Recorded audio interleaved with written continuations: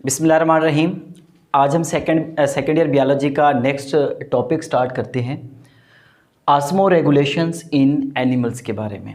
Last topic हमने पढ़ा था आस्मो रेगुलेशन इन प्लांट्स। हमने प्लांट्स में आस्मो रेगुलेशन पढ़ी थी। आज हम पढ़ेंगे आस्मो रेगुलेशन इन एनिमल्स। इससे पहले हम थोड़ा आस्मो रेगुलेशन का ब्रीफ सा इंट्रोडक्शन देखेंगे।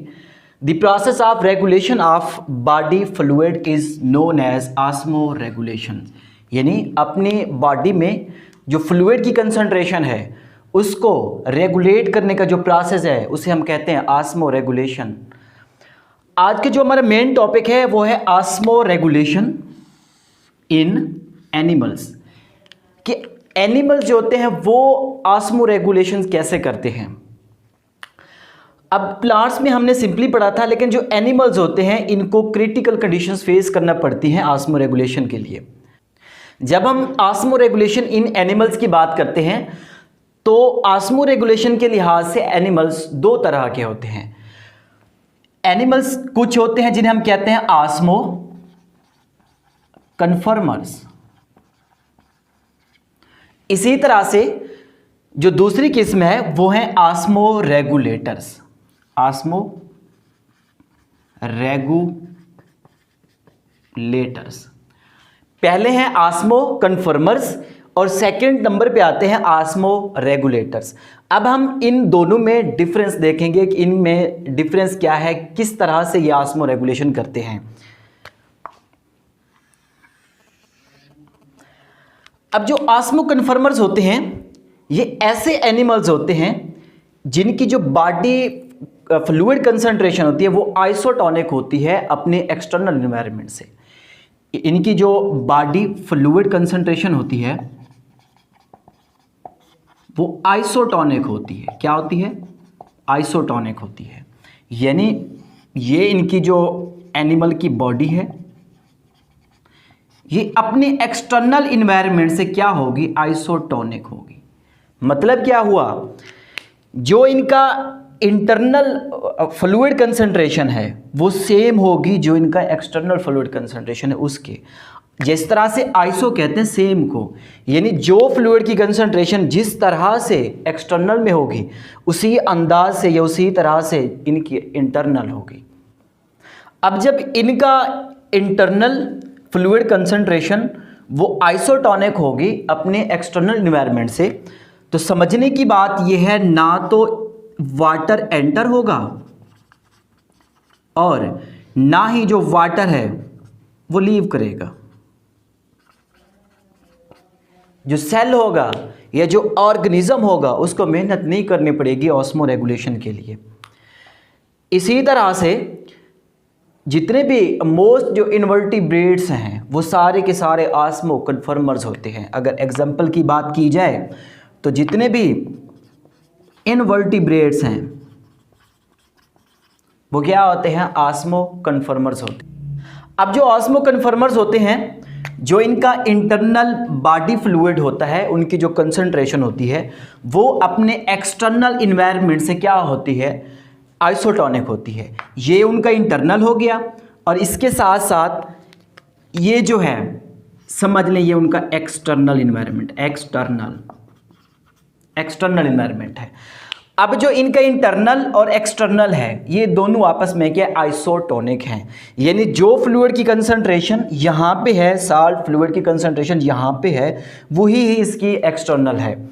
अब इनको क्या करना पड़ेगी? ज़्यादा मेहनत नहीं करना पड़ेगी आस्मो रेगुलेशन के लिए। इसी तरह से हमारे पास अब ये क्या होते हैं? आइसोटोनिक होते हैं। अब जब आइसोटोनिक की बात आती है इसका मतलब है ना ही वाटर क्या होगा? एंटर होगा और ना ही सेल से वाटर बाहर रिमूव होगा, क्योंकि ये आइसोटोनिक होंगे। जो वाटर की कंसंट्रेशन इनकी इंटरनल होगी वही इनकी एक्सटर्नल एनवायरनमेंट में होगी। ये हमारे पास है आस्मो कन्फर्मर्स। इसके साथ साथ अगर हम इनकी एग्जांपल की बात करें, हमारे पास जो मोस्ट इनवर्टिब्रेट्स हैं वो आस्मो कन्फर्मर्स हैं। क्या? इनवर्टिब्रेट, वो क्या हमारे पास आस्मो कन्फर्मर्स हैं, यानी इनको ज़्यादा मेहनत करने की ज़रूरत नहीं होती कि ये आस्मो रेगुलेशन करें। इसके बरक्स हमारे पास दूसरी किस्म के एनिमल्स हैं जिन्हें हम कहते हैं आस्मो रेगुलेटर्स। अब आस्मो रेगुलेटर्स की अगर हम बात करें तो जो इनका बॉडी फ्लूइड कंसंट्रेशन होती है वो अपने एक्सटर्नल एनवायरनमेंट से आइसोटोनिक नहीं होती, नॉट आइसोटोनिक। अब ये आइसोटोनिक नहीं होती, इसकी दो कंडीशंस हो सकती हैं। या तो जो एनिमल का इंटरनल है वो क्या हो सकता है, हाइपोटोनिक हो सकता है, हाइपोटोनिक हो सकता है। इसी तरह से दूसरी कंडीशन में ये क्या हो सकता है, हाइपरटोनिक हो सकता है, हाइपरटोनिक हो सकता है।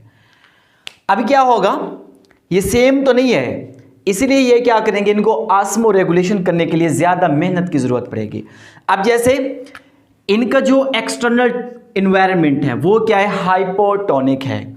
हाइपोटोनिक का क्या मतलब है, जैसे हम हाइपो कहते हैं कम को, यानी इसमें क्या है, जो साल्ट है, साल्ट की कंसंट्रेशन वो कम है। मतलब क्या होगा, जो वाटर होगा वो इंटरनल साइड पे मूव करेगा। यहां पे क्या हो सकती है, जो वाटर की कंसंट्रेशन है वो ज़्यादा भी हो सकती है। इसी अंदाज से अगर हम हाइपरटोनिक की बात करें, जो इनका एक्सटर्नल एनवायरनमेंट होता है अगर वो हाइपरटोनिक है, इसका मतलब क्या है, हाइपर कहते हैं ज़्यादा को, यहाँ पे जो साल्ट होंगे वो क्या हो जाएंगे, ज़्यादा हो जाएंगे। और जो वाटर होगा वो मूव करेगा बाहर की तरफ, यानी अंदर जो वाटर की कंसंट्रेशन है वो कम हो सकती है। अब ये क्या करेंगे, हाइपो और हाइपरटोनिक की जब बात आएगी तो इनको ज़्यादा मेहनत की ज़रूरत पड़ेगी कि ये आस्मो रेगुलेशन करें। इसके साथ साथ जिस तरह से हमने प्लांट्स में पढ़ा था, जो प्लांट्स होते हैं वो डिफरेंट हैबिटेट्स में प्रेजेंट होते हैं और डिफरेंट हैबिटेट्स में उनकी डिफरेंट अडाप्टेशंस होती हैं। जैसे हमने जिक्र किया था हाइड्रोफाइट्स का, मीज़ोफाइट्स का, इसी तरह से हमने जिक्र किया था ज़ीरोफाइट्स का। इसी तरह से जो आस्मो रेगुलेटर्स हैं ये भी डिफरेंट इन्वायरमेंट में प्रेजेंट हो सकते हैं और डिफरेंट इन्वायरमेंट में डिफरेंट अडाप्टेशंस होती हैं इनकी आस्मो रेगुलेशंस के लिए।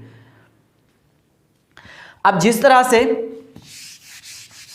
ये जो आस्मो रेगुलेटर्स होते हैं ये प्रेजेंट होते हैं मैरीन वाटर में, मैरीन वाटर में। इसी तरह से कुछ आस्मो रेगुलेटर्स ऐसे होते हैं जो फ्रेश वाटर में प्रेजेंट होते हैं, फ्रेश वाटर में प्रेजेंट होते हैं। इसी तरह से कुछ आस्मो रेगुलेटर्स ऐसे होते हैं जिनकी जो लाइफ होती है वो टेरेस्ट्रियल होती है, यानी वो खुश्की पे प्रेजेंट होते हैं, आप यूं भी समझ सकते हैं। अब जो मैरीन वाटर आस्मो रेगुलेटर्स हैं इनकी जो अडाप्टेशंस होंगी आस्मो रेगुलेशंस के लिए वो डिफरेंट होंगी, फ्रेश वाटर की और होंगी और टेरेस्ट्रियल की कुछ और होंगी। अब ये कॉन्सेप्ट समझ लें, एक है मैरीन और एक है फ्रेश वाटर। अब इनमें फ़र्क समझ लें। अब ये भी तो वाटर है और ये भी क्या है, वाटर है। अब डिफरेंस क्या है, जो मैरीन वाटर होती है इसमें क्या होता है, सॉल्ट की कंसंट्रेशन ज़्यादा होती है, सॉल्ट कंसंट्रेशन क्या होती है, ज़्यादा होती है। और जो फ्रेश वाटर होता है इसमें साल्ट की कंसंट्रेशन नहीं होती, ये बिल्कुल फ्रेश वाटर होता है। अब जैसे समंदर्स वगैरह हैं, ओशंस वगैरह, ये क्या इनमें मैरीन वाटर होता है, इनमें साल्ट की कंसंट्रेशन ज़्यादा होती है। इसी तरह से जो फ्रेश वाटर होते हैं इनमें साल्ट की कंसंट्रेशन कम होती है। जैसे जैसे ये हैबिटेट वेरी करेंगे या जो ये इन्वायरमेंट वेरी करेगा, यानी मैरीन होगा, जो मैरीन एनिमल्स हैं वो क्या करेंगे, उनमें ऑस्मो रेगुलेशन का प्रोसेस डिफरेंट होगा। इसी तरह से डिफरेंट क्यों होगा, क्योंकि उनमें साल्ट की कंसंट्रेशन डिफरेंट हो सकती है, ज़्यादा हो सकती है। साल्ट की कंसंट्रेशन कम होगी, वो फ्रेश वाटर में आ जाएंगे, उनमें ऑस्मो रेगुलेशन का प्रोसेस डिफरेंट होगा as compare to marine water. And then terrestrial जो हमारे पास इन्वायरमेंट है इनका जो ऑस्मो रेगुलेशन का प्रोसेस होगा वो डिफरेंट होगा as compare to the rest of the tools, जैसे हमारे पास फ्रेश वाटर है और मैरीन वाटर है। तो नेक्स्ट टॉपिक में हम इंशाल्लाह डिस्कस करेंगे जो मैरीन वाटर एनिमल्स हैं या जिनकी मैरीन लाइफ है, ऐसे एनिमल्स जो मैरीन वाटर में रहते हैं वो कैसे ऑस्मो रेगुलेशंस करते हैं। इसी तरह से उनके मैकेनिज़्म की बात करेंगे, फिर फ्रेश वाटर, उसके बाद टेरेस्ट्रियल एनिमल्स की बात करेंगे कि इनमें ऑस्मो रेगुलेशंस कैसे होती है।